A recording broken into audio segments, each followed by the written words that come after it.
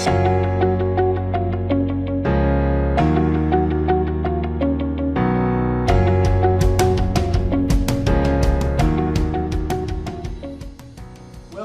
to another GeoZone broadcast. It's the glory days of 2002. There are, I think if my memory serves me correctly, 5 rope access teams crawling across the planet face. This is not the Rocky Horror Picture Show. Crawling across Chapman's Peak Drive. They have one thing to do: to knock all the loose rocks off that mountainside above the road. Their mothers had told them, do not throw rocks off the cliff, do not throw rocks off the mountainside. Now they had carte blanche. Throw every single loose rock off that mountain that you can find. It was the largest rock barring exercise ever undertaken in southern Africa. And I would venture, the largest rock barring exercise ever taken on Earth. And I don't say that lightly. I did watch a program on, I think it was the History Channel. There was a rock barring crew. They were knocking rocks off a 50-meter high cutting. And there was a lot of hype. They were interviewing the level 3s, the level 2s, the project manager. Rah, rah, rah. And I thought, this is just the most Mickey Mouse thing I've ever seen. They should have brought the cameras to Chapman's Peak Drive. They would have had a field day. You know, we abseiled off what we call the university. Mark, who headed up ASC, Alpina Safety Consultants, he called it that because when you can get up there and abseil off there and knock rocks off, massive rocks, the top of that is, can't remember the exact height, but it's essentially 1,000 meters above the sea. To jump off that rock face with nothing other than 2 ropes, it was quite a thing. I abseiled off there, and I must say, it put the wind up me. And there was Tessa Elliott, and a crew from the Eastern Cape sitting there, spending half the day on that face, knocking these massive boulders off the mountain. So it was a phenomenal exercise. There was a whole lot of software used to kind of work out the draw of where the rocks are going to run, and it was amazing because you know what, that software was quite accurate. And it pulled all those rocks down into the central draws. There were cliffs, gullies that were running back at 90 degrees to the road, and the rocks were pulled into that, and then they shot out there like out of a cannon onto the road itself. In those places, there were over 3 meters of rock just piling up on the road. A massive rock removal operation at the end of it. So it was a grand exercise. There was a toll booth, I think if I remember correctly, probably a kilometer down from Chapman's Peak itself. And there was a historical toll booth made of the local sandstone, and they protected that with steel sheeting and sandbags. Well, that thing just got pummeled, bang, bang, bang, falling rocks, all day, every day. At the end of it, it was undamaged. But we sprayed Baghdad down the side of that thing, because you know what was going on at the time? The Second Gulf War. And so it seemed quite appropriate at the time. The spectacular success of that Chapman's Peak operation allowed people to see that technology was eminently suitable for barring down rocks. And that technology is now penetrated into the mining environment, and it is routinely used on a lot of the mines to clear rocks off the high wall. It also gets used for the installation of mesh and anchors on the rock faces, for installing instruments, and for installing rockfall barriers, which everybody colloquially calls catch fences.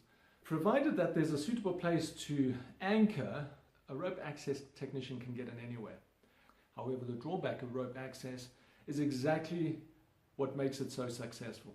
They don't need roads, they don't need cranes or fancy machinery. However, it means that it is very labor intensive. Everything needs to be manhandled into place. This includes the mesh, the anchors, the drilling rigs, the compressor hoses, the grout lines. Also, working at height is mentally and physically demanding due to the nature of the job. Hanging on 2 ropes the thickness of your finger, your index fingers, takes a little bit of headspace. And I know from personal experience hanging on a rope, and you know it's perfectly safe and you have faith in your own abilities, but every so often you wonder, what on earth are you doing? Because there's a 100-meter drop below you. And if those ropes weren't there, or there was some failure of your equipment, you would make a very rapid descent to the toe of the slope. So you do need to have a good head for heights. You also have to be physically fit. It's hard work. Descending a rope, yes, gravity's in your favor, but you've got to manage your ropes. Sometimes you have to ascend that rope.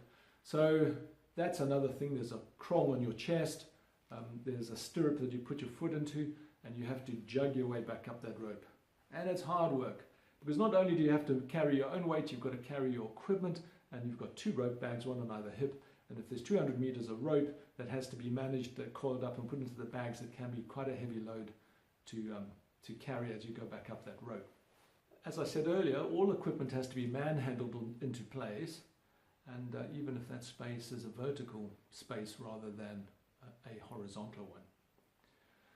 So it means a different mindset, because there's nowhere to put down your tools, so you've got to keep your crowbars connected to you on a lanyard. You need all your tools connected to you. If you're carrying a backpack, you can't lay things on the ground. That space doesn't exist. So everything's got to be attached to you or in a bag sitting on your chest or something so you can access it. We did some characterization of rock masses years ago hanging on ropes. You take your camera out, you take your photograph. That thing's got to go back in the bag. Then you take your compass out, put it on the rock face, take your reading, put it back in the bag. Only then can you take your clipboard, write down that reading, put that back in your bag. I've seen pens. You stick the pen behind your ear, well, somebody knocks it, falls very rapidly to the toe of the slope. So you really do have to pay attention, consciously put things down, consciously put them in your bag. There's a process that you have to go through. You can't lose your crowbar. It's going to fall to the base of the cliff, to the base of to the high wall. So you need to pay attention to those things. Knocking loose rocks can be a hazardous exercise, and the onus lies on each crew member to determine what can be safely left in place and what needs to be prized off the rock face. Because the safety, his safety, and possibly the safety of his crew members depends on his judgment. So working below loose material is forbidden. The face has to be physically cleaned before descending any further. And this applies to all the team members. It's unsafe for a single crew member to descend faster than his teammates, as this will put him in danger. Because, for instance, here's a crew of 8, they're making their descent, one crew member descends further. Any rocks knocked down by these crew members, and these crew members can dislodge and damage the guy working below. So the whole team has to work in unison down the face, clearing their 3-meter swathes on either side. The ropes are swinging back and forth, and so those ropes can dislodge material above. So everybody's got to work in unison down the face. No one's allowed to descend further than the others. Certainly one guy can move across and help his teammate. Sometimes you do have areas that need more attention, so it does slow the team up. Which brings me to the topic of work rates. It is impossible to price a job on a square meter rate. If a rock face is clean, it's like cleaning windows. You just wipe it off and the job's done. But if there's 30 centimeters, 50 centimeters, 70 centimeters, a meter of weathered, fractured, highly jointed, closely jointed rock, it's going to take time to clear that. So it's not just a case of scaling down the clear face. You actually need to get into that face, prise material off, get the crowbars and see how much and what's loose and what's going to come off. You cannot just say, oh, well, square meters, that's the amount of area we're going to clean and blah, blah, blah, because you don't actually know until you're on the face how bad it is. And as I've just indicated, the rope access technician has to make the call as to what is going to come off and what is going to stay, because his safety depends on it. And he also has to do a job to clear the faces, because obviously that's the reason why they're there. So somewhere before the guys get to site and the pricing is done, that discussion has to be had. How are we going to pay this? Is it going to be a square meter rate? Well, I don't think that's fair on the contractor. Is it going to be a cubic meter rate? Well, yes, maybe a bit of both. That thing has to be discussed, and some way of measuring it has to be worked out. Do you come in afterwards and say, okay, well, there's X cubic meters of rock have been removed by the front end loader and put on their spoil pile, so many shovel loads, okay, that's great. There's a rate where you know what cubic meters have come off the rock, you get paid according to that. You know, those are the things that need to be discussed. before anybody actually even commences work. For the technicians themselves, it's hard work.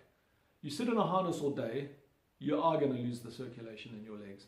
There's no time for toilet breaks, there's no time for meal breaks. If you're doing a 100-meter drop, and the only way back out is back up that rope, and you've got all your ropes and your tools, you're going to finish that drop. You're not going to go back up, because that's hard physical labor to get back up that rope. And then you're going to come back down again and then have to do that whole thing again. So you're going to finish that job. You're not going to say, well, I need to go to the toilet, or I need to go and get my lunch or whatever. So please be aware of those things. It's hard work, physically hard work. And then the issues in terms of weather. You can be on a hot rock face. The wind can be blowing you.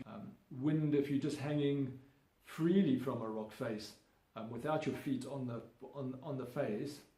Sometimes you get overhangs and you have to work below that. That wind will spin you, and you've got two ropes, and those ropes will just twist up and twist up and twist up. If you have to ascend that rope again, you have to work those twists out as you go up. And you know what? There's no way of working that out, because the wind has spun you one way. The wind doesn't come and blow the other way to unwind you. So wind can take a toll on a crew. Temperatures, wind, and when it rains, rain follows. It obviously creates surface runoff. That surface runoff runs down the cliff.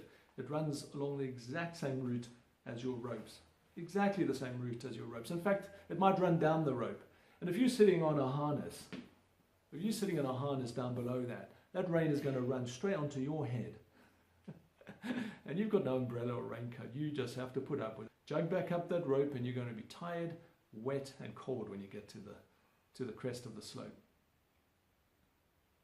So rope access technicians do have a difficult job, so we need to take cognizance of that. Also bear in mind, when you're doing rock barring, you're not standing on the ground with a crowbar and you can get that leverage. You actually just got 2 feet on the rock face and a rope attached to your harness at your waist, and now you have to get some kind of leverage to pry rocks off.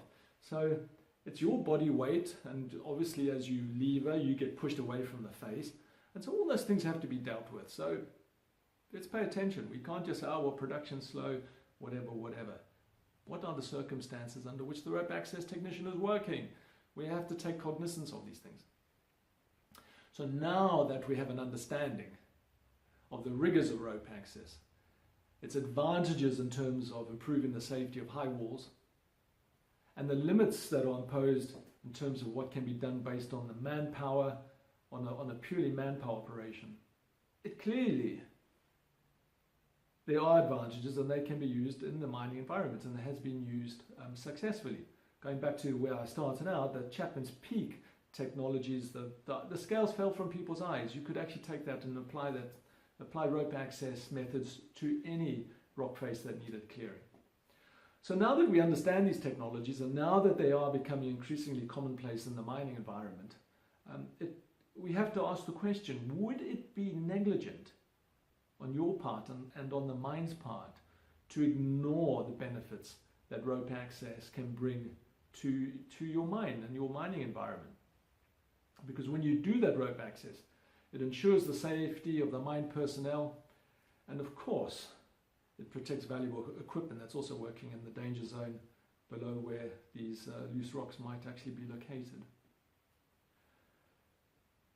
GeoZone has been involved in a number of rope access projects, ranging from, of course, the glory days of Chapman's Peak Drive, to the hot, windy conditions of Namaqualand, to the icy, high-altitude conditions of Letseng Diamond Mine, which, as we all know, is the highest diamond mine on Earth. So Letseng is currently an ongoing project, and we're currently rock barring there and installing mesh and anchors, and we put up a rockfall barrier last year, and we've got another one to put up this year. And those things keep all those wonderful people safe in the mine, so it's a wonderful thing to be involved in. And on that high note, we'd be very happy to assist you in keeping your mine safe. Mine safety has become increasingly important. A Section 54 closure is not what you want. It's going to shut the mine down for however long until you become compliant again, and that's going to impact hugely.